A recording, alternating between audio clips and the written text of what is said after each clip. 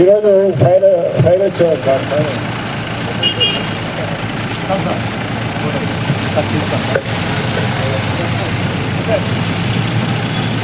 అదేవిధంగా మన టౌన్ వచ్చారు ఓలాడుతుంది.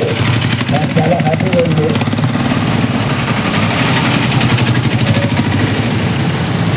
అగ్నిబాధ చర్యలు ఇచ్చేటట్టు తెలియపరుస్తుందని ప్రతి ఒక్కరూ అవగాహన ఉండి కరెంట్ ఎలా అరికట్టుకోవాలి, ఇంట్లో బయట పోయేటప్పుడు ఎలా స్విచ్ ఆఫ్ చేసి వెళ్ళాలా, గ్యాస్ స్టవ్లో ఎలా బట్టలు ఆఫ్ చేయాలి, సిలిండర్ దగ్గర రెగ్యులేటర్ ఎలా ఆఫ్ చేయాలి, ఇవన్నీ మీకు అవగాహన అందిస్తామండి.